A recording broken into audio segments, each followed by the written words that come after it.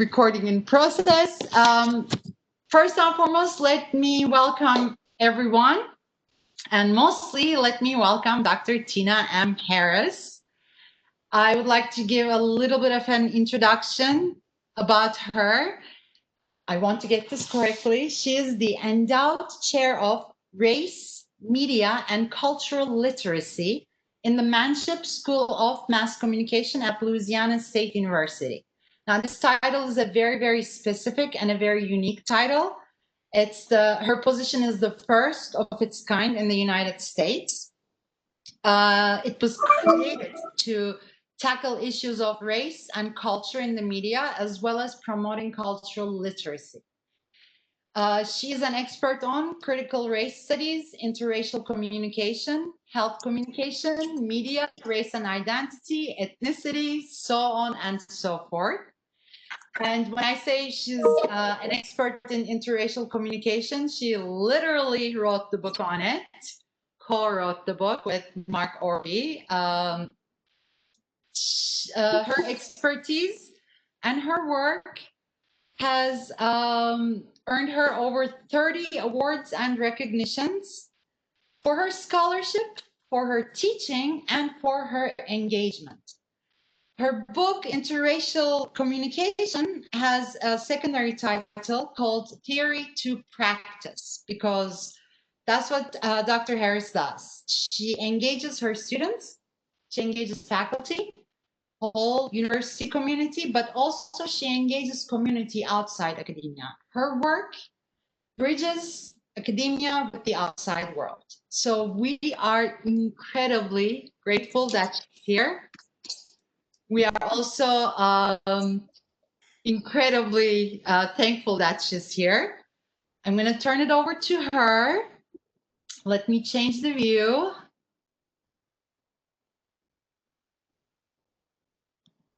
Okay, Dr. Harris. And when you're ready, please let me know and I will start sharing my screen for your presentation.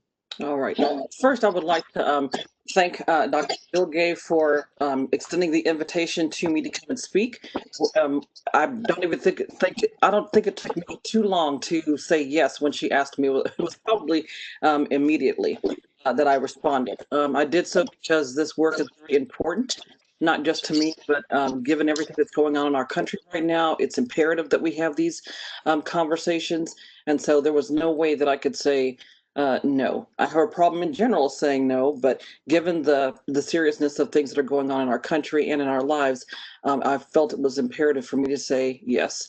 And she's also a really good friend of mine, so of course you take care of her friends. So thank you for this opportunity. I don't know if any of you all have had a chance to look at the news on today. It's a very difficult day for many of us. And if you haven't, the Louisville Police Department, or I'm not sure exactly who it was who issued the order. I think it was the judge. Pretty much said that of the 3 officers that killed Breonna Taylor, one will be charged not with murder, but with wanton reckless something or another. I don't recall the charge. It grieves my heart to hear this. And it also speaks to the gravity of the conversations that need to be taking place. We need to have understanding, sensitivity, and just so much more. But at any rate, I just want us to, if you all don't mind, can we just take a moment of silence for just maybe 30 seconds to honor her memory and those of others who fallen victim to racism? Absolutely.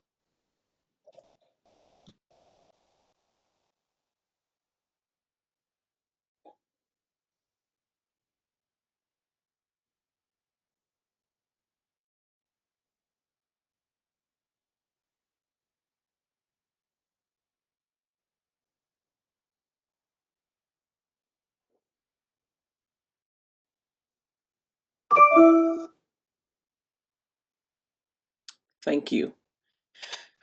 Okay, well, let's begin. Okay, if you want to go ahead and start the slideshow, you can do that. So as you all know, the title of this talk is Difficult Conversations, Talking About Race, Communication, and Social Justice. I think this title is fitting because, as I've already mentioned, it is imperative that we have these kinds of conversations in our daily lives. Racism has always existed in not just the U.S. but throughout the world, and I think we are at a tipping point in terms of reconciling our past with our present. This means that we all need to be engaged in productive, healthy conversations regarding race. When we think about the taboo topics that we or the topics that we have deemed taboo that we can't talk about with other people, race is up there. We have politics, religion, race, and there might be a couple of others, but race is certainly in that number. I have been doing research on interracial communication and race relations for quite a while, and this is something that I'm passionate about. And I think that when I'm teaching or I'm doing research or having conversations, with friends from all races and backgrounds regarding this topic, there is a general consensus that people have difficulty talking about the issue of race and what does talking about the issue of race. What does okay? Okay, I'm echoing. I'm not sure what's going on. Okay, everyone else, please mute your computers. I'm hearing my voice as well. I think someone is unmuted. Okay, better. Good. Okay. Excuse me. So that's what we're going to talk about today is um, how to have these conversations in a very productive and healthy manner.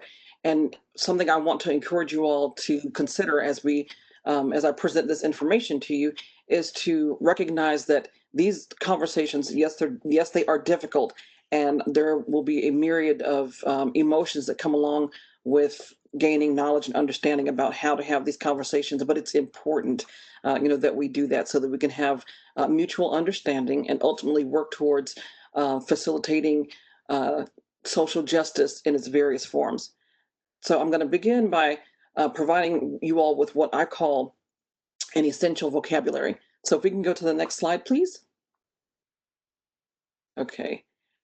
Yeah, so as you can see here, I reference this essential vocabulary as reflective of, or being reflective of, the power of knowledge. Knowledge is power, and I have found that I won't tell you all how long ago it was that I graduated from college, but ever since then, or even during my education at the University of Georgia, I always had a thirst to learn about, or a thirst for learning about communication processes in general within an interpersonal context, and more importantly, the significance of race. How does race influence our understanding of our differences, and how does it impact the way that we communicate with people who are not in our racial group? And so over the course of many years of teaching and doing research and living race and interracial communication, I have noticed that I'm dependent on a vocabulary that I believe is essential for most people to have when it comes to understanding what race is and how it impacts or manifests itself not only in our interpersonal interactions but in our society.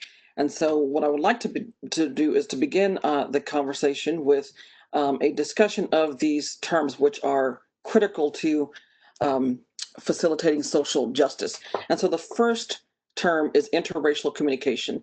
I would like to note that when Dr. Mark Orby and I decided that we were going to write our textbook on interracial communication, the first edition came out in, I think, 1998 or 2000. Well, the hard copy was released in 2001. And when we were developing the book proposal, many of the publishers said, well, interracial communication is interesting, but we would like for you to make this about intercultural communication. And we were insistent on remaining focused on interracial communication because it was our perception, that intercultural communication is very important. However, when you're talking about intercultural communication, that almost gives people a safe space or not just a safe space, but they are more comfortable talking about culture than they are race. And we recognize the gravity of race and interracial communication, and so we committed to that. We said, well, we're not going to publish this book with you, and so um, we stuck with we remained committed to teaching about interracial communication and making that the focus of our textbook. And here we are several years later, in our third edition. So the definition of interracial communication is that it refers to interactions between two individuals in a situational context where their racial difference is a salient issue. People sometimes think, when I ask them what their definition is or their understanding is of interracial communication, they think automatically that just because two people of different races are interacting with each other, then that means that it's interracial. And it's not interracial at all. It becomes interracial when the conversation shifts to some aspect of race. So the topic of race may come up, or maybe it could be something that's nonverbal, or maybe someone has violated a social rule when it comes to interracial interactions. Something that I think I've experienced this on a fairly regular basis. I have female friends who are white women, and if we call each other girl, that is totally fine. A few weeks ago, I was at my optometrist office, and one of the assistants kept referring to me as girl. And I was like, okay, well, you don't know me that well. We're not friends. And that was a little bit, not necessarily, well, I guess you could say offensive to me, or yeah, it was offensive because it reduced me to the role of a girl, and it became racial for me. And eventually I wound up talking to the optometrist and let her know that this woman should not have those. She should not be using that in her interactions with patients, because she's assuming that there's a level of familiarity there that does not exist. And so I think that she probably spoke with her, but I guess I'll know that the next time I go in for my exam. So the next concept is race, and something that people I think might have a slight grasp of, is the fact that race is largely a human construct. So it's a socially constructed ideal that was designed or introduced many years ago to help us categorize people into four major categories. And that's racial groups. And the understanding that most people have, or the assumption that most people make, is that race is these racial categories are just descriptors, but they fail to recognize that those categories were essentially developed in order to create value-based category. You had European Americans or Caucasians uh, designated as the superior group, and the other four groups were recognized as being inferior. And so the racial categories that we currently have were not just developed to be informative or descriptive, but it was reflective of a value-based category system that unfortunately continues to exist today. So another concept is culture. We all are members of multiple cultural groups, and that would be defined as learned and shared values, beliefs, and behaviors that are common to a particular group of people. So many of us are a part of various cultural groups that have unique traditions and values and beliefs. And an example of that would be, and this is, I think, a bit more on the tame side, and it is, now that I'm here at Louisiana State University, I am a tiger. I was at the University of Georgia for 21 years, and I was a bulldog. I'm still a bulldog, but I cannot proclaim that on campus because of the football culture here. But there is a commitment to football here, and I guess almost everywhere when it comes to different institutions. But when we think about race, ethnicity, and culture combined, or in relation to each other, they speak to a group identity that is critical to helping people understand who they are and what groups they belong to. So culture is definitely deeper, than what football team you are supportive of or what football culture you might be a part of. But I just wanted to kind of throw that in there to kind of lighten things up just a tiny bit. Another concept that is really important is implicit or unconscious bias. And this refers to the social stereotypes that we have about certain groups of people that a person has, but is not consciously aware that they have this bias. And so all of us have some type of implicit bias, regardless of what racial group a person is a part of, or the group that we belong to. We have biases against each other because we are socialized, as I mentioned a moment ago, to place people in different racial categories. And there are certain ways of thinking about different racial groups that are communicated to us either explicitly through our interpersonal relationships or even in the media. And so it's important for us to recognize that we all engage in implicit bias, or we have implicit biases against different groups, and it's subconscious. So there may be an interaction that you have with someone, or maybe you have a reaction to something that you see on television about a particular racial ethnic group, and you may realize, or even someone's gender or sexual orientation, and that may prompt you to think, oh wow, where did that bias come from? And again, these implicit biases that we have are very subtle, and sometimes we're not aware of them until maybe we are interacting with someone and it comes to the surface, so to speak. The next concept is racial prejudice. And the next three terms that I'm going to define are interrelated, and I'm presenting them in a specific order to lay a foundation. So racial prejudice refers to inaccurate and or negative beliefs that espouse or support the superiority of one racial group. So when we think about racial prejudice, that means that a person is prejudging outgroup members because of their race, and it's a cognitive thing. So it's in the mind, and when a person is seeing someone who represents that group, or they see multiple members of that group, they have a prejudice against them because of their race. It's important for me to stress that everyone has racial prejudice or can have racial prejudice. We don't encourage that. That's not what I'm saying here, but it's important to recognize that we all have racial prejudices. Racial discrimination is an extension of racial prejudice in that this means that a person is acting on their racial prejudice when communicating with others. So a person who is engaging in racial discrimination is acting on their prejudice. So an example of that I have is when I went to a medical appointment on yesterday. I think the examples, I hope that these examples I'm providing you all don't make you think that I have horrible experiences with medical personnel all the time. I don't, but these are just recent experiences that I had. The experience that I had on yesterday involved a doctor I was seeing for the first time who was very condescending in speaking with me, and used, I won't go through all of the details of her example or the interaction, but at one point, after a few instances of her kind of insulting me, there was a point where she used the word, what was it, neuritis.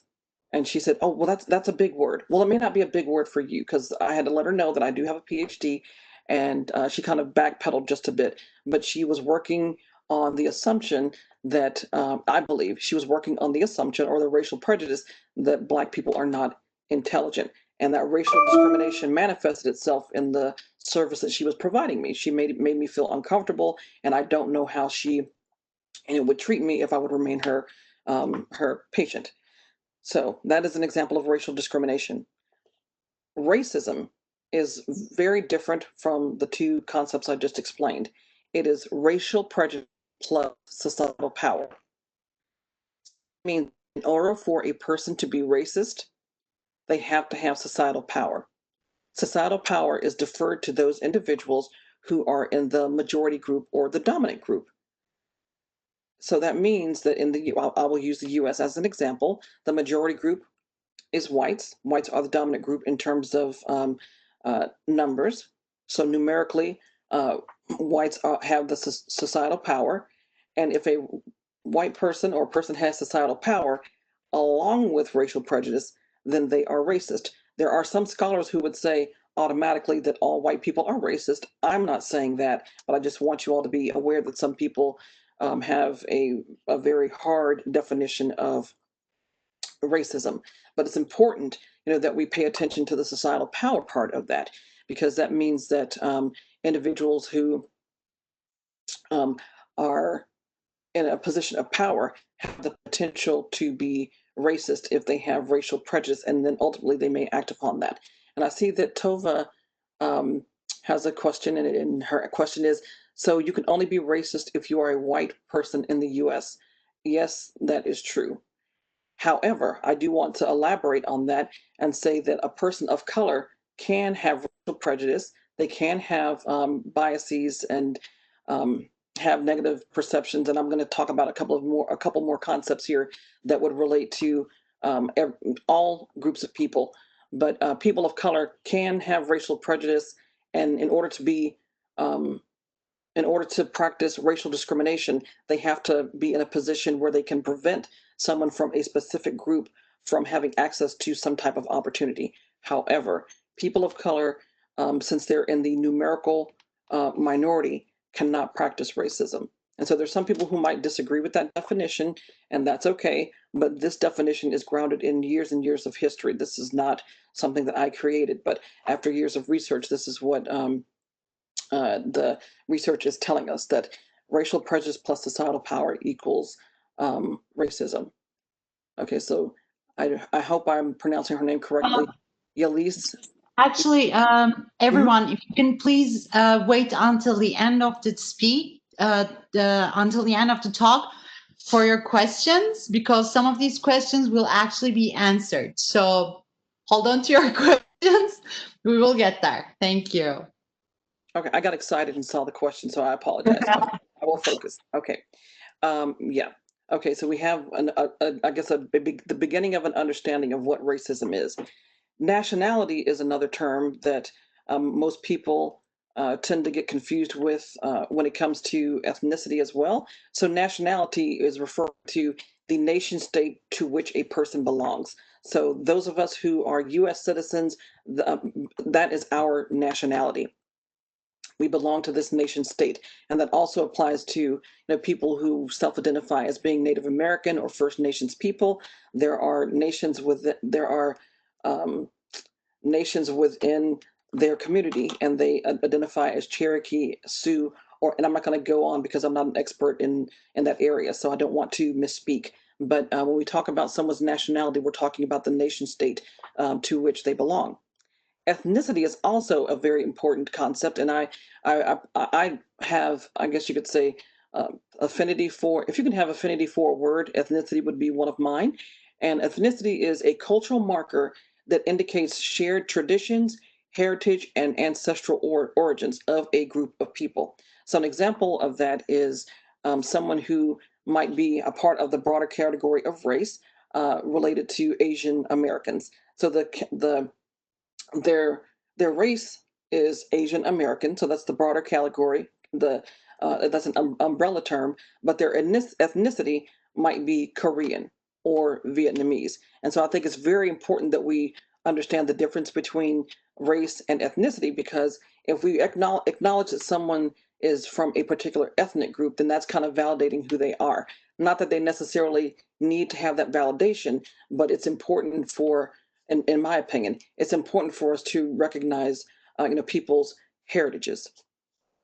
Okay, so we've talked about ethnicity, and then there's a term called ethnocentrism, and this is a belief in the normalcy or rightness of one's culture, and consciously or unconsciously evaluating other aspects of other cultures by using your own culture, as a standard. So, in other words, your culture, your ethnicity is the standard by which you evaluate other groups or ethnic. Yeah, I'm sorry. That's the standard by which you measure or evaluate other ethnic groups. This is a term that I used to have to um, really stress and hopefully bring about understanding when I was at the University of Georgia, and I was teaching a study abroad program in Costa Rica. I would go there every single year, and I loved it. My family and I lived in Spain when I was little, and I could speak the language, and I just embraced those opportunities. And it would really be very disappointing and discouraging to me when I would notice that my students would make comments that would be reflective of ethnocentrism. So they would criticize, Costa Rican culture or the various communities that we were, a part of, for doing things that were different from us, such as maybe some parts of the country didn't have paved roads, and they would ask, why don't they pave their roads? Well, that costs money, and they are also, the country is takes pride in being very eco-friendly. Therefore, they're not going to disrupt the landscape like we would here in the U.S. This doesn't mean that we don't care about our forest and things like that here in the U.S., but these observations that I made of my students helped me to understand and be even more committed to ensuring that we do not practice ethnocentrism. You don't necessarily have to travel abroad to think that way, but I just wanted to provide that as an example. There are two terms that I think people may be recently becoming aware of, but I've been using it in my own scholarship for a while. I did not create them, but the terms are microculture and macroculture. So those two terms essentially substitute majority and minority. So the microculture describes racial ethnic groups that are culturally different from those of the majority group. So the majority group is the macroculture, and then those who are not a part of the macroculture are part of the microculture. Microcultural groups are over time, or I would say within like the last several years, or maybe even the last decade or so, microcultural groups are not limited to racial ethnic groups. That would include members of the LGBTQ. What I learned yesterday, it's LGBTQIAPP plus community. So at any rate, we have these two terms that are used, and I use them in my own scholarship and when I'm teaching because they are more affirming than majority versus minority. And the last two concepts are stereotypes and meta-stereotypes. And I think that we all can say that we have an idea of what those stereotypes are, or what stereotypes are, or how they would be defined. And stereotypes are overgeneralizations of group characteristics or behaviors that are applied universally to individuals of those groups. So you have, let's say that you are interacting with one person who is a part of a larger group, and because of a belief that you have about that group, that person is representing a stereotype to you. And then a meta stereotype is or refers to the perceptions that an individual has concerning how others perceive them. So an example that I'll use is that for African Americans, people might stereotype us and think that we arrive to everything late, and that's not always the case. And I'm aware of that stereotype, and so that means that I, as it relates to a meta stereotype, I work against that stereotype, not just to dispel it, but I like to be early. It's a part of my personality to be early to whatever meeting I have, and things like that. And so I actively work against that stereotype, but I'm also aware that that stereotype exists. So meta stereotypes are applicable to any person. We are all a part of multiple groups, and people stereotype because they want to have some type of familiarity with a given group. And unfortunately, those stereotypes can be negative and damaging. There are positive stereotypes out there, but those can be problematic as well. Okay, so now I'm going to shift my attention a little bit to focus on some research that I did. Even though this book chapter was published 10 years ago, I think it's still relevant. So this particular study is referred to, well, now I'm referring to it as Confronting Racial Microaggressions, CRAM. And if you could, yes, there we go. So this research is based on a study that I did with a graduate student. Can you go? Yeah, thank you. He's on faculty now at Towson University, Dr. Blake Abbott, and I identified what we refer to as a four-step process when it comes to confronting racial microaggressions. It's a process that emerged out of, and I'm going to speak about this in just a moment, but it emerged out of some data I collected from my classroom. I have a variety of activities that I have my students engage in, as well as assignments that really push them to think critically about race. And so this particular project is very important to me because it is reflective of what I believe is critical to what we do in higher education and our efforts to, I guess you could say, not only encourage, but to challenge students to address social justice issues, even within their interpersonal network. So this is a four-step process, and as I as you will see in some of the upcoming slides, there are multiple responses that students have, or people in general have, to racial microaggressions that can help, in my view, help us dismantle racism one relationship at a time. So if you can go to the next slide. So racial microaggressions were essentially identified by Sue et al. In their publication, and that's Daryl Sue, who is a sociologist, I believe, and they define it as follows: is the brief and commonplace daily verbal, behavioral, or environmental indignities, whether intentional or unintentional, that communicate hostility, derogatory, or that communicate hostile, derogatory, or negative racial slights and insults towards people of color. So these are either verbal or nonverbal, intentional or unintentional acts against people of color that happen on a daily basis. I, when I first read Dr. Sue's research, this really resonated with me because I was like, I needed to have a label that would help to understand the communication behaviors, both verbal and nonverbal, that people engage in that potentially make interracial communication difficult.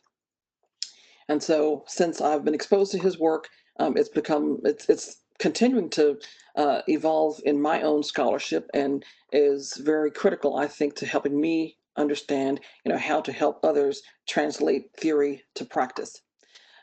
I believe that in order to confront racism, it's imperative that we recognize the relationship between engagement and activism. And engagement means that there should be a willingness to have open and honest conversations about race, even if they are hard. And I'm going to have to give a shout out to a former student of mine who is now a friend, Mark Needle, who has joined us on today. He and I have talked numerous times over the years since he graduated about the importance of engagement and being willing to have these difficult conversations. And so, as a matter of fact, we're going to have a conversation on Saturday about many of the issues that are going on, so that we can have mutual understanding of how we can engage other people in these difficult conversations. So a person needs to be willing to engage in these exchanges, the goal is not to change the other person, but to have greater understanding between them. Activism is also important in this regard, in that it takes various forms. So this means that you have to make a choice to intervene.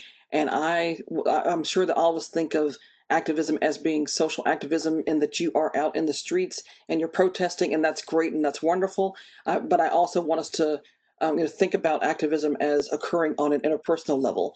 So when you think about your interpersonal networks, what are you doing to enlighten people about the injustices that are going on, and how does that contribute to not only a greater understanding of what racism and other forms of oppression are, but what can we do to make, this sounds a little bit cheesy, but make the world a better place. Excuse me. So racial microaggressions are of specific importance to me, and they're critical because they occur on a regular basis. This is something that is a part of the daily lives of BIPOC, and BIPOC stands for Black, Indigenous, People of Color. And there are other types of microaggressions as well, but I'm focused on racial microaggressions because that is, I guess you could say, at the meat of or at the core of what we are talking about when we discuss issues of social justice. There are three ways that you can identify these racial microaggressions, and they are through a micro assault, a micro insult, or micro-invalidation. And these terms are defined by Dr. Sue. They are not my work. And he defines microassaults as an explicit racial derogation that is very purposeful in its intent. So if a person is receiving or on the receiving end of a microassault, it's made abundantly clear that they are being verbally assaulted by someone because of their race, and it is a racial derogation. And then you have a micro insult, which is a subtle verbal communication, or I'm sorry, it refers to subtle verbal communication behaviors that convey rudeness and insensitivity and demean a person's racial heritage or identity. So it's almost like you can't really, put your finger on it. You can't say it's 100% racist, but you know that it's an insult of some kind. And then the third the third way that you can identify a microaggression is through a micro-invalidation, and that is referring to verbal and nonverbal communication behaviors that function to exclude, negate, or nullify the psychological thoughts, feelings, or experiential reality of a person belonging to a particular group. So something is said or communicated to the other person that essentially dismisses them because of their racial identity. So taking that knowledge, and if we can go to the next slide, we came up with what we refer to as the racial microaggression, and that's a long title. I'm going to come up with something else, but it's essentially CRAM. And so what we have argued, is that when it comes to racial microaggressions that occur in our daily lives, there is a four-step process that I believe we can engage in order to address this way of thinking. And so the first is to identify the microaggression. And all of this will make sense as I present the findings from our study. So the first is to identify the microaggression.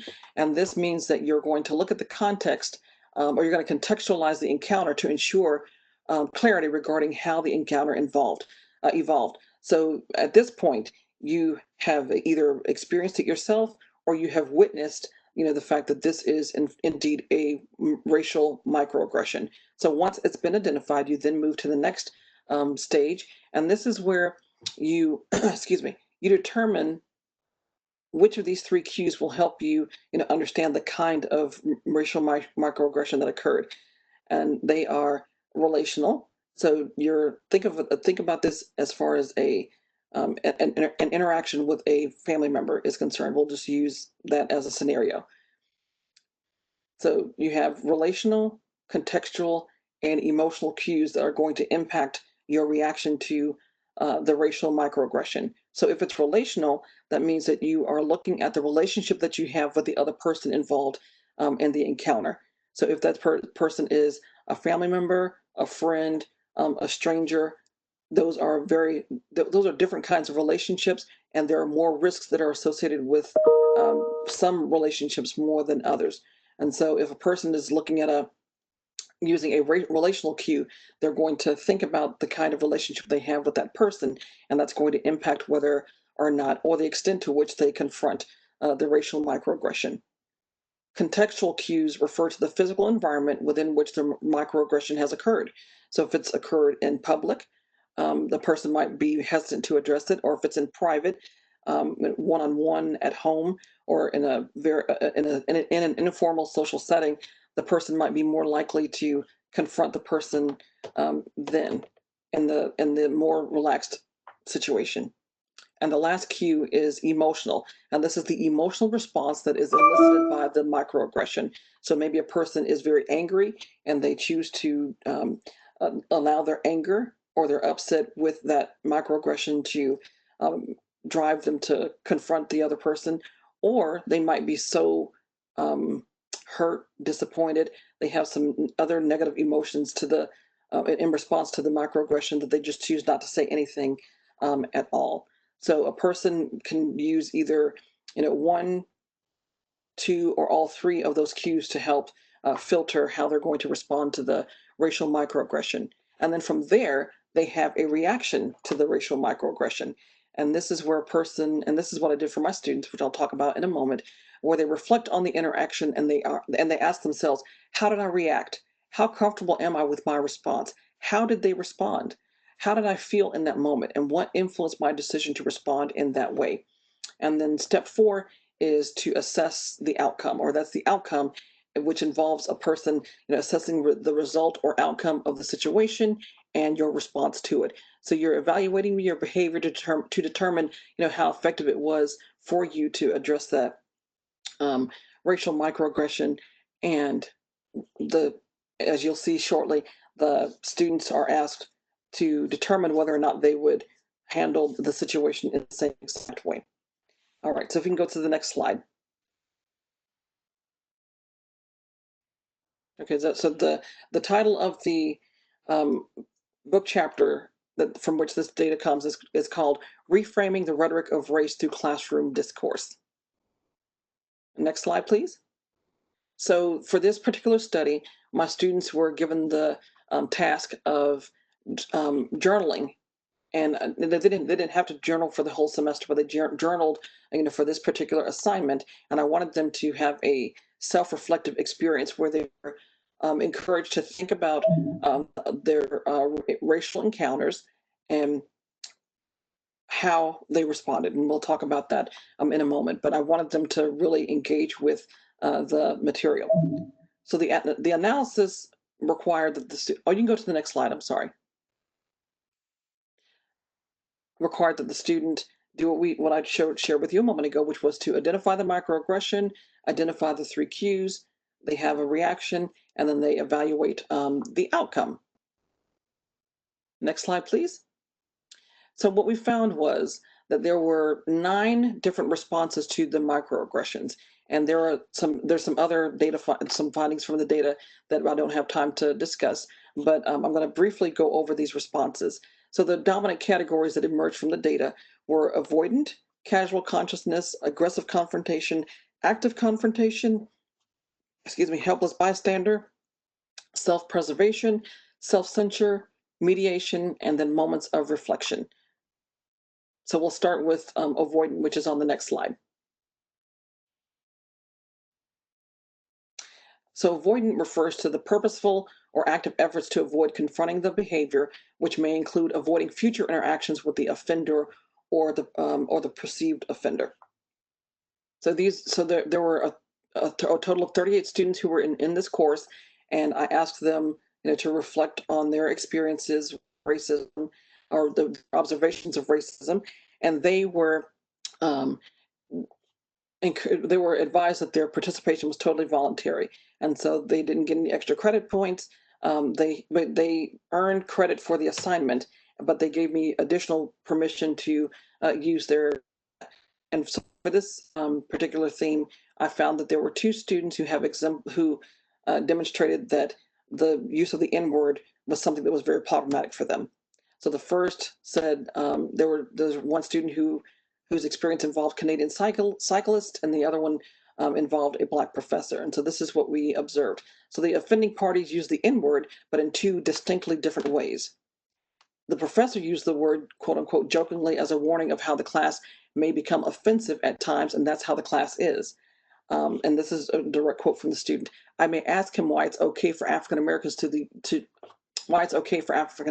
use the N word if they don't want other people using it, but that is the extent to which I will question him. So the student observed this interracial interaction, but chose to avoid confronting it or addressing it further, for various reasons. Next slide.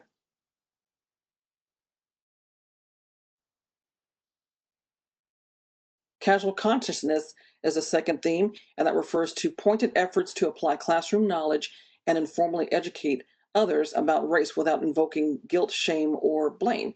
And so this means that students are taking what they're learning in the classroom and they're applying it in a very purposeful yet mindful way in their interactions with people outside of the classroom.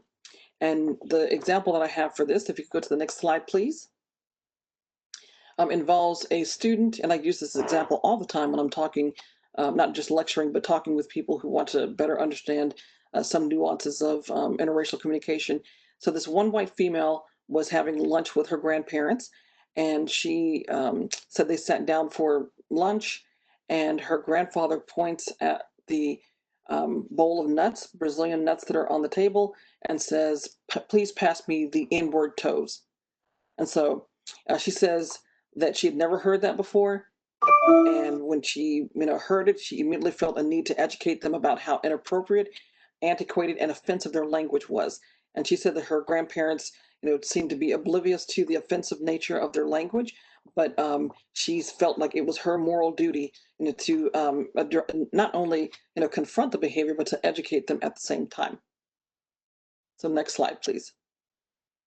Aggressive confrontation is referring to a deliberate effort to address the racist behavior of an offender. So this person really does not care about the consequences. They know that they have to move in that moment and directly confront the person's behavior. Next slide.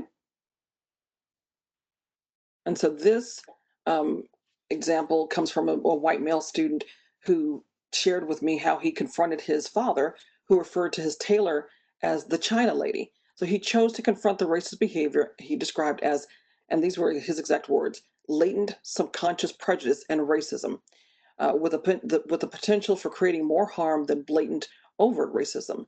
And this was coming on the heels of an in-class role play activity that I do with my students, and I don't have time to go into detail about that, but because he participated in that role play, that made him more aware of racial indiscretions that he otherwise probably would not have been cognizant of. And so he felt it was his responsibility to confront his father directly and call him and his behavior racist. Active confrontation is the deliberate effort to address racist behavior of an offender, but with careful caution and without creating a defensive climate or posture. So a white female student was casually hanging out with her friends one evening playing the board game Scruples, and the premise of the game is to make players sweat, and this is her words, these are her words rather, to make players sweat as they ask each other what they would do in a moral predicament. The student made informal observations of her friends' behaviors and concluded that their decisions involved racial biases and racist language. And instead of just, blowing it off, she said that she had a 30-minute substantive discussion about race with them, which she attributed to the class. So she, took that as an opportunity to educate them in a very direct way, but not in a aggressive or hostile manner that would, cause them to be defensive. So the next theme is the helpless bystander. And that label or theme comes from a white male student who I think did a beautiful job of describing a very uncomfortable situation involving his grandmother. That is defined as the perception of an inability to significantly impact the racist and inappropriate behavior or behaviors of others. So as you can see on the slide, he was interacting with his grandmother, who called one of his teammates on his baseball team the little N boy. And instead of confronting his grandmother, he felt he in his own words said that he felt helpless in the fight against racism because of his grandmother and her racist ideologies. He said that he felt like an innocent bystander or a helpless bystander because he could do nothing. He knew that his grandmother, was racist and felt that he could not confront her, or he chose not to confront her because he knew that she wouldn't change, and so he just let the situation be. The next theme is self-preservation, and this is the decision to not engage in confrontational behaviors that risk one's face. And so this is a white male who describes his reaction about how his white female friend was treated by a group of African American women at a club. So the white female was dressed very provocatively, and several people in the group thought her outfit was inappropriate and contrary to her personality and identity as a female. So as they waited in line to get into the club, the African American women were making inappropriate comments about the friend. So while his instinct was to protect his friend, the student opted to say nothing, but decided against it because he did not want to be perceived as the arrogant, aggressive, overly dominant white male that is so often criticized for his insensitivity towards issues concerning race and gender differences. So even though the situation did involve race, he chose to save face and not confront those strangers. And there's no telling what would have happened had he done that. since he's not familiar with the other. Self-censure is the choice to self-monitor for fear of being offensive. So one white female described how she actively engages in self-talk or intrapsychic conversations about race before sharing her thoughts with the class. So this is like in the moment in the class that she was currently enrolled in. She says that this is an attempt to ensure that her ideas and feelings are interpreted the way I intended for them to be, which she believes is a common practice for many of her classmates. So there's this fear of being misinterpreted, and in order to avoid being misunderstood or perceived as racist, rhetorics and the driving motivation um, is that's the driving motivation behind this strategy, that a person doesn't want to be perceived as being racist, and so they'll self-censure. Now, the next theme is mediation, and this is an individual's assumed role as a mediator between the offender and the offended party in an effort to resolve racial tensions while recognizing the offensive nature of the racial microaggression. And so this is referring to a female student, or a student who had gone to a country and western club with a friend of hers, and the friend made an inappropriate remark to an African American couple attending that concert.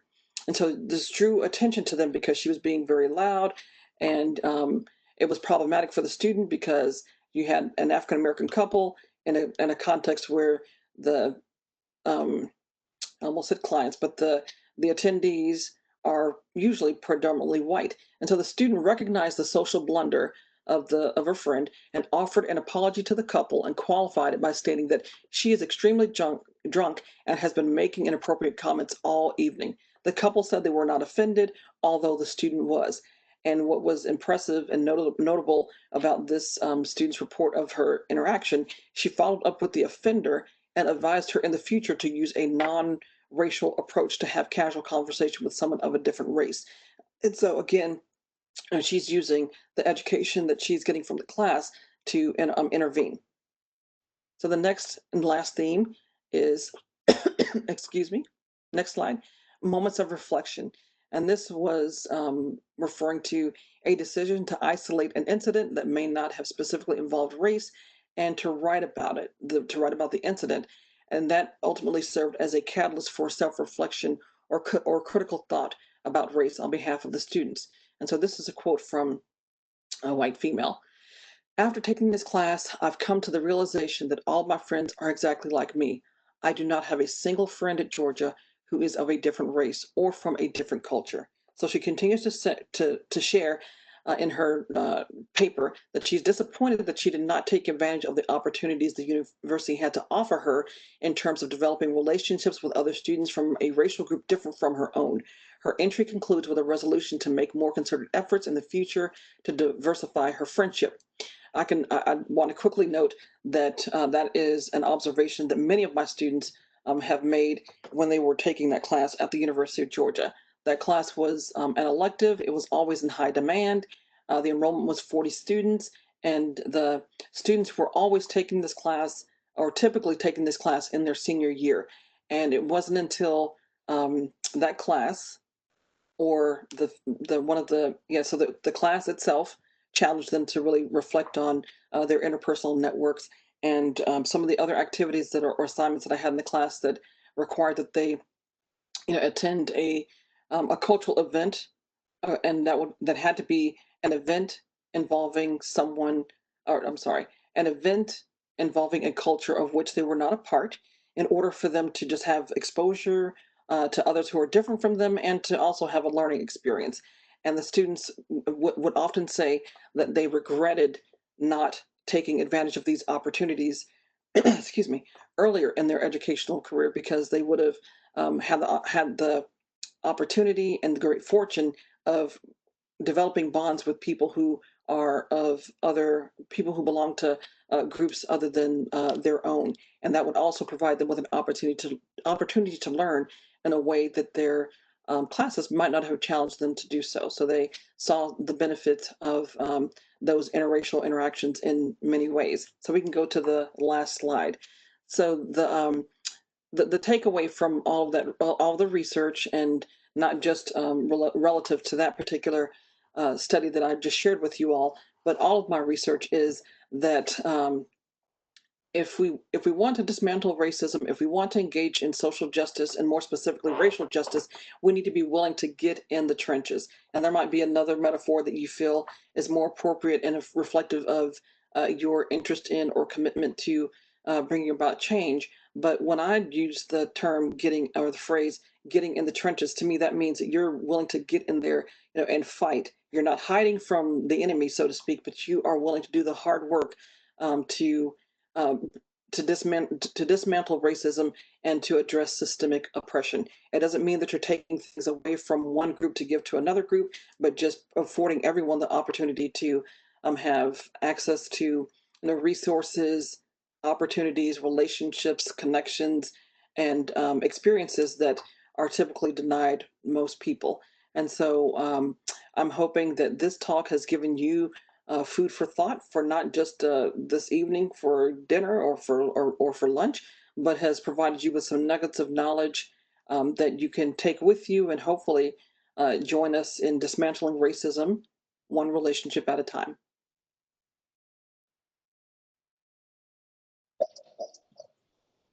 Thank you very much. You're welcome. Okay, now we are opening this for questions. I know there were some questions here and there, but let's do this. If you have a question, there should be a little button near your name. So all you have to do is raise your hand and I'll call upon you. And when I call upon you, please turn your camera and your microphone on so that we can see you, we can hear you, and you can ask your question to Dr. Harris.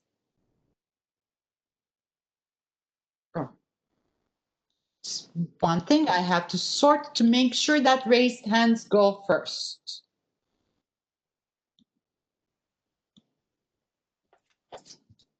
All right, here we go. Jacqueline. Jackie Jenkins. I'm sorry, I didn't have a question. The button must have been hit. Okay. And I'm Jennifer Hawkins.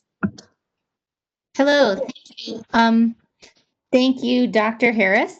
I wanted to ask one question. There's so much about this. First of all, I need to get this so I can add it to my class. The self-censure is something that when I teach intercultural, I see that a lot. Students really really doing that, even in class, and very afraid. But one thing that I've learned from someone else once, and I wanted to ask you your thoughts on this. So you use microculture and macroculture instead of minority and majority. And my question is, someone had told me that they say dominant versus non-dominant. So if you would talk about how, like, what you would recommend, because I guess they thought that sometimes people can be the majority number. And so then, that's why you would say dominant versus majority and minority, and why we've gotten rid of that. And also the negative connotation as well as when people are called a minority. So I guess I was not aware of looking at it from microculture and macroculture. So I guess it might be a horse apiece. I don't know. I'd just like your opinion on that. Yeah, I personally prefer to use micro and macro to demonstrate that you have the macro, the dominant, and then the micro is the what I'll say formerly known as the minority group. I think that it's a little bit more affirming. Some people might choose to use dominant and non-dominant to demonstrate the power differential. And so I think that whatever term a person chooses to use, or the terms they choose to use, is like a personal preference.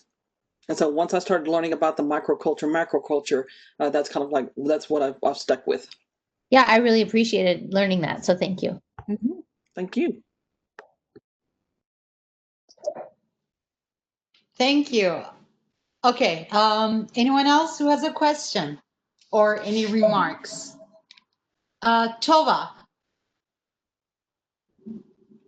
Hi. Hello. Sorry, myself. There you go. So I hope you can hear me. My headphones are a little tricky sometimes. Interesting talk. I guess I saw someone else asking the question in the chat. I really have three questions. So first of all, how do you define white, considering that there's a lot of mixtures of people? Even someone who might identify as Black might look like they're white. And then what would be some examples of systematic oppression or racism? And what are the policies that would need to be changed, or is this just strictly on an individual level? Okay, I think I'm gonna go in the reverse order because I got excited about your third question. Not that the other two aren't really good, but they are. So if we're gonna bring about systemic change, excuse me, it has to start with relationships, people communicating with each other, and so that change can start on an interpersonal level, and ultimately it can be systemic. And so it doesn't mean that we abandon all efforts to systemically address racial issues. So if we're talking about admissions to graduate school or undergraduate school, or not universities, but for companies revamping the way that they interview people or how they're recruiting, potential employees, that's definitely important without a shadow of a doubt. So I think that both forms of resistance to institutional racism have to be working at the same time. I'm finding, that when I'm talking to people that I've just met, not that I just immediately start talking about race. It depends on the context and and whatnot. But I've found that it's been successful for me as well as other people, namely students that I've taught, either in students that I have taught, who've said that they are taking this knowledge and information to their personal relationships and helping to explain the complexity of racism and other forms of systemic oppression to other people. And then people have an awareness and an enlightenment. They may not necessarily go out and say, hey, I'm fighting social justice, but at least it's bringing about some kind of awareness and understanding. And so I think that both have to be working together at the same time. I think your first question was asking about how you define whiteness, or what it means to be white. I think that there are ways that people can be defined as white, or categorized as white, in terms of their ancestry, as well as like their physical appearance. But when you asked that question, that made me think about how we are dependent on physical. When it comes to the racial categories, initially phenotypes or phenotypic features were used to put people in these categories, but that failed to recognize the fact that people have ethnic identities and heritage, which can shape who they are. So there really is no pure race.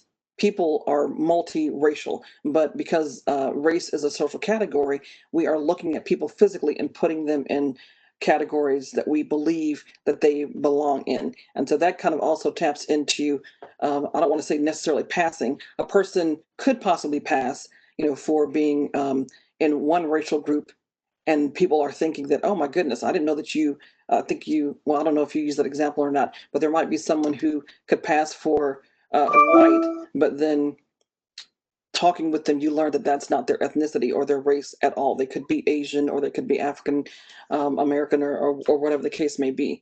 And then you also have, people who are purposely choosing to pass because they are denying their ancestry or their racial categorization for whatever reason. There's a whole lot of there's a lot of research out there on that process. And then there's also, I think people have a discomfort when they cannot put somebody in a racial category. It's referred to as racial ambiguity. So someone can look at someone and they think, this person looks like they might be in this, racial group or ethnic group, but they don't really know for sure. And I don't recommend asking someone what group they belong to, but racial ambiguity is definitely, an issue. I won't call it an issue because that makes it sound like it's negative, but it is a phenomenon that I think people are dealing with. Did I answer all your questions? Yeah, I think, I don't, or I don't 100% agree with everything. I think it's, I think race has become more important than it should be, which I think you're kind of leaning towards too. I guess I kind of think that everything should be based on the individual instead of grouping into groups like this. I think it's more important to kind of look into people's individuals' performance and ambitions and what they're able to achieve, more than the color of their skin or ethnicity or group or whatever. I think it's more the class issue than the race issue most of the time. but Mhm. I definitely think it was a very interesting lecture or speech that definitely made me think about new things. But I would still argue that it's more of a class issue than a racial issue. And I'm happy to hear if you completely disagree with that. Yeah, class does play into it, but it's been my experience as a Black woman that it doesn't matter if I'm if I'm upper middle class. People will treat me like I am of low socioeconomic status, regardless of any information that they have about me. And so, when people see me, they don't. I personally don't believe that they're going to look at me and think about what class I am. They see that I'm Black, so it's like they see my race, and then they see my gender, and that's going to impact how they are going to treat me. And I think that they tend to prioritize race or put more salience, or my racial identity has more salience than gender and class. And that's not always the case, but that's what I have found, is that it doesn't matter how I dress up. I mean, I could be dressed to the nines and somebody may still discriminate against me, and it has nothing to do with class. I'm not saying that in general it does not. Class is certainly important, but those are variables that are definitely interrelated. So you think that because of your race, it was harder for you to achieve your position today than it would have been if you were white? Oh, absolutely. Oh yeah, me being able to I guess relish in the fact that I have this endowed chair position took a long time to get here. I had a gentleman when I was doing an interview with, I think it was the Wisconsin Public Radio. I think he left a voicemail message at work and made comments about a topic that was discussed, and then said, I guess what he pretty much was trying to say was that I um, I was able to overcome all these barriers. And so if I did, then it was almost like he was implying that racism didn't exist for me. And I'm like, no one knows. I'm not going to say that no one knows my story, but I've had to jump through a lot of hurdles and continue to do that on a daily basis that I know are they're directly tied to race. So it's still an issue. Thank you for your questions. I appreciate that. Yeah, Thank you so much. Thank you. I find it an interesting discussion, so I hope I didn't offend anyone or anything, but I want to. Well, we be able to will continue the discussion in our class, I promise. So that's what the whole semester is about. We do have a question in the chat. Elise, do you want to ask yourself? Yeah. So something that was interesting to me was that Dr. Harris said that most of the students found it kind of too late, kind of like regretted going through that experience, like senior year or when they were much older. Do you think, like, not saying at what age should the education system kind of include your classes, like a class like yours, to kind of teach kids, hey, we're all different, kind of like challenge their minds as early at age, not when they're so old? Like, what age do you think will be the right age for the school system to kind of introduce this class, so it doesn't take up to senior year in college? Because it's never too late, but that is late. Yeah, it is.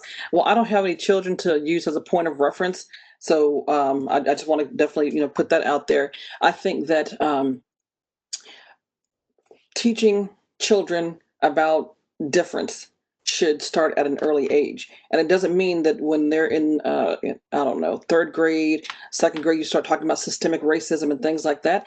I believe that we should treat our curriculum, as a way to normalize difference, so that when they are reading, books, and their math problems are going to be a little bit diverse. Well, I shouldn't even talk about math because I'm not good with numbers.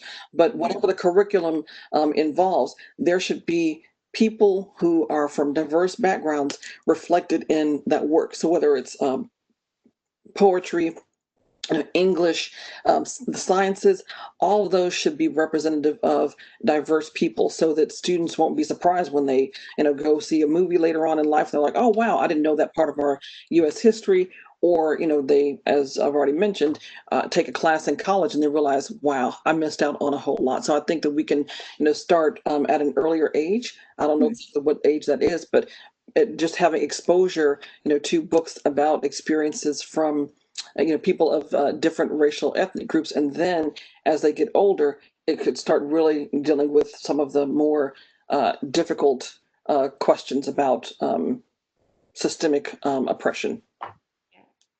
Thank you. Thank you for your question. Thank you. And we have 2 more questions, and then we should start wrapping it up. Shantoya Oliver, if you can unmute and start your video. Yeah. Hi, Dr. Harris. Great lecture. Oh, thank you. So in the beginning, you mentioned racial microaggressions and the definition. So I kind of just want to point out like the unintentional part, because in our recent lesson in intercultural communication, what stood out to me was cultural terms such as Latina versus Hispanic, or Black versus African American, white versus European American. So excuse me. So That's okay. it reminded me of when I was telling a friend about a Hollywood film class I was taking, and how basically the Hungarian Jews were basically the forefathers of the Hollywood film industry. And then he told me that I should use European Jews instead. So how can we all be careful, like with cultural terms? If you could touch on that. Sure. Excuse me. I think the way that we can be more mindful of how we use these terms is, well, I'm going to approach it from an interpersonal perspective. So sometimes students will ask me, well, what do I call somebody Black? And I'm like, it's going to vary from person to person. And so that's something that we have to recognize, is that even though we might be familiar or somewhat familiar with the different terms that are out there, there's going to be variance within that group. And so, so like for me, I don't mind being called Black or African American. As long as people do not call me the N word, I'm totally okay with that. But someone else might meet someone else Black. I mean, they may meet someone else Black and they're like, oh, well, I prefer African American, and that's hyphenated, or Afro American. And then they're like, oh my goodness, well, both of y'all are Black, you all are similar. Why is there a difference? And so it's almost, well, it's for me, what it boils down to some extent, is personal preference. But there might be other contexts where, if you're able to do research on that particular group, that you find out like what is, find out, read articles and read, whether it's a blog or other research that's out there that tells you what the name, what the current name is, that's more affirming, then you do that. But then also be ready to say, okay, well, I'm going to change it if this is what I learned. And then I talk to somebody and they're like, no, I don't prefer that. So I guess you have to be a little bit flexible. And another example I'll give you is that when we released the 3rd edition of the textbook, instead of saying Latin American, we used Latinx. And so that's a broader term, and it's a little bit more inclusive. And so I was like, oh, okay, well, we'll go ahead and do that. And instead of saying Latino / Latina, or Latino and then /A, we just use the @ symbol. And I think that, I don't know if that's still common or not, but we use that to be a little bit more inclusive of both male and female at the same time.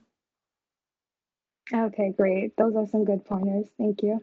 Oh, thank you. And we have one more question from Jerry Bilge. Please start your video and unmute yourself so we can see you and hear you. I'm a complete disaster today, so please bear with me with not using the video. Sorry. That's perfect. But I'll self-identify as white. I actually have so much to say, but I'm going to limit it to a couple of things. The first one is, I think that it's, some people conflate Black and African American, and I think that there is a difference there. It's Black Lives Matter, right? We don't want to talk about just African American lives matter, but Black Lives Matter. So I just wanted to throw that out there.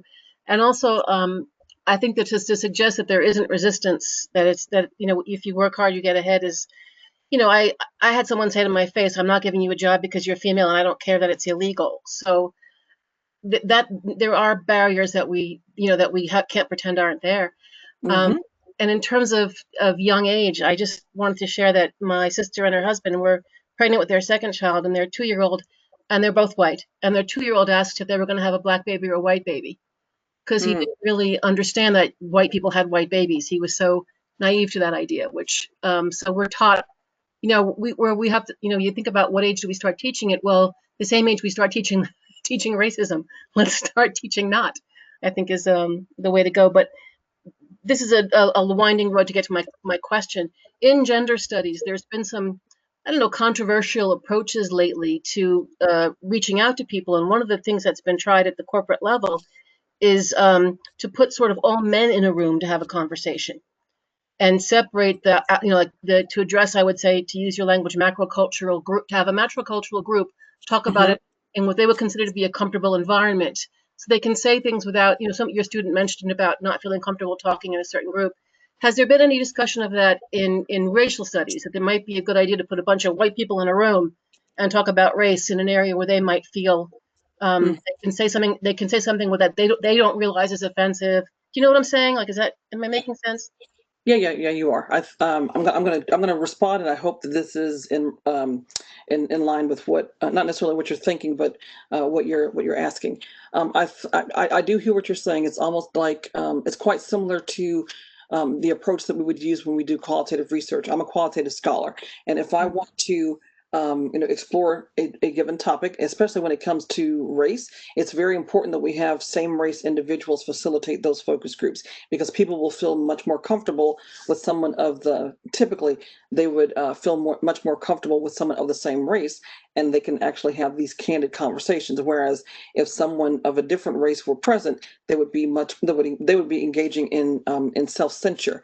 That Right. is a topic that comes up when we're discussing, like, who's going to be teaching what course and how is it going to be taught.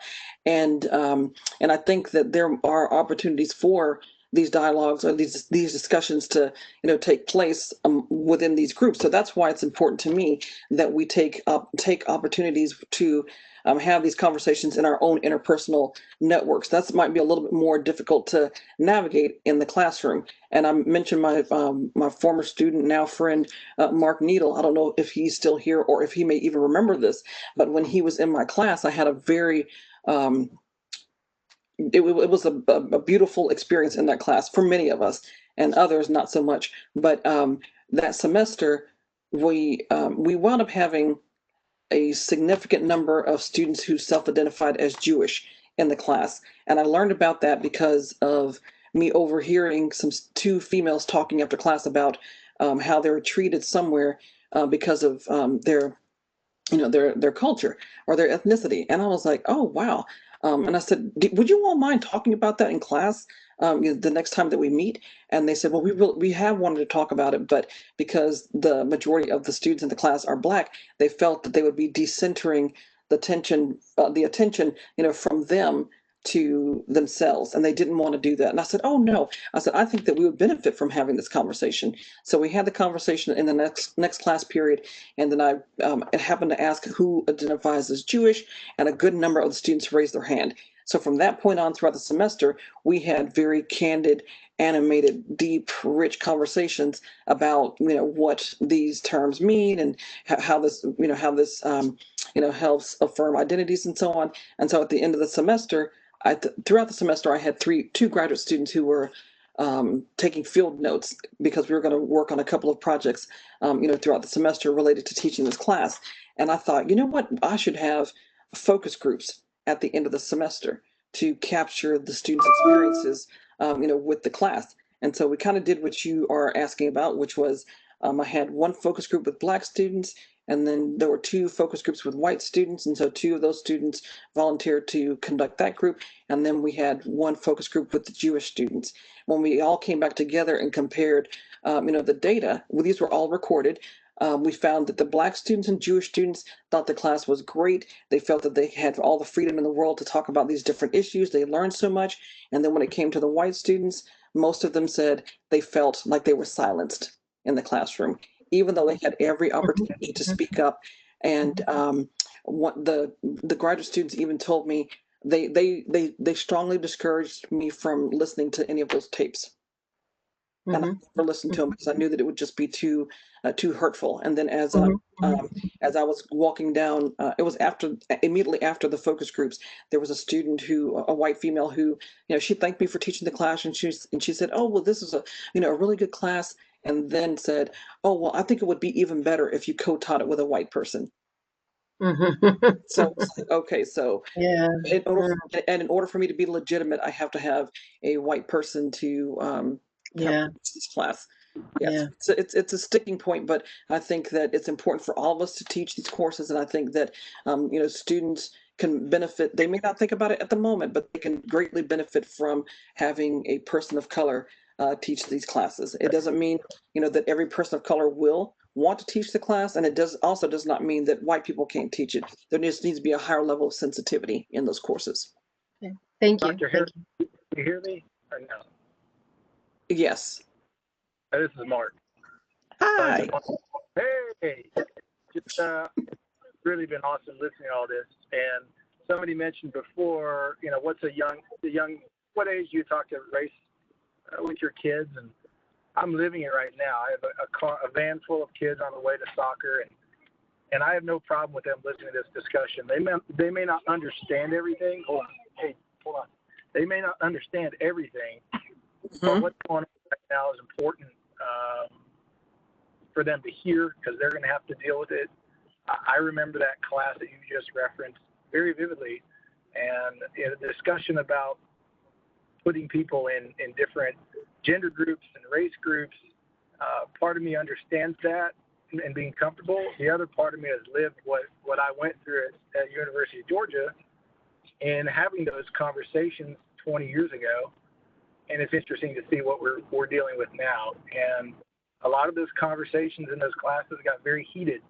And I can understand why many students shut down, because it's a very sensitive topic. It was then, now, but it's an important topic to talk about, and even more so now. And you mentioned we're having a call this Saturday. We're having that because corporations are having a really hard time, I think, discussing it. Like diversity and inclusion are these big buzzwords in corporate America now, but I think some of the corporations aren't really comfortable in dealing with it and how to deal with it. And that's why I felt strongly about reaching out to Dr. Harris today, this past couple weeks. And whenever I have issues that are on my mind, what I know, and I'm glad the students spoke up earlier, is that you have to have these conversations, and not everybody's always going to agree, and that's okay, right? We just need to talk about it and hear different viewpoints, because if you don't, then it doesn't lead to anything good. And that's why I want to have this conversation this Saturday. That's why I'm fine with my kids and their friends listening to this conversation for the past half an hour, 45 minutes. Because if we don't, then nothing's going to change, right? It's just going to be the same thing over and over and over and over. And Difficult Conversations, the name of this lecture, is the name of one of my favorite books that I actually took from another one of Dr. Harris's friends, Dr. Jennifer Samp. And it was one of the most impactful books on my life. Conversations that are difficult are very uncomfortable. Nobody wants to have them because many people avoid any type of those types of uncomfortable or aggressive conversations. But at the end of the day, after you have them, they're usually pretty beneficial, whether that's both individuals or for a company or whatever it is. And that's why I think these types of conversations are crucial, not only in the past and now, but obviously more so going in the future. So, but I was happy and lucky to be part of Dr. Harris's classes in the past, and it's very impactful for me in my life. And that's why I've kept in touch with people like Dr. Harris and some of my other communication professors, is because everybody asked me what my degree was in. My degree is in speech communications, which is now referred to as communication studies. And some people say, is that your BS and BS? I say, maybe, but I use it every single day in my job. I do sales, but if you don't understand people and you don't understand how to talk, you're not going to be very good at life. And that's why I think these conversations are crucial. And I'm really excited to hopefully hopefully she'll have more of these in the future. Thank you, Mark. Thank you very much. And so, Dr. Harris, any last remarks? I just want to thank everybody for coming. I know that there were a decent number of people that left, but that's okay. I thank you for this opportunity and this platform, and I'm encouraged. Even though we had some devastating news on today with regards to the executive order and then the not, I don't know if you call it not the but whatever the report was on the police officers who killed Breonna Taylor. Getting both of those bits of news is devastating. I may have to curl up and cry, later on today, but because I was given this opportunity to speak to you all, that has encouraged me to continue to do the work that I do. I've been contacted by a few other companies. I've done some consulting work with them, and that with this talk, gives me the strength, the courage, and the affirmation that I believe is necessary to continue this work and to continue to encourage people to be willing to be uncomfortable with the uncomfortable and having difficult conversations. Thank you so much. Thank you very much for giving us your time. We said 45, it's 5:30. We have taken so much of your time, but thank you very much. And thank you everyone for coming, and hopefully this was helpful and everyone enjoyed it and felt uncomfortable at the same time, because that's kind of the point, isn't it? Stopping and thinking. So thank you very much, everyone. Okay, thank you. I got a pharmacy. Okay, take care. Okay, bye.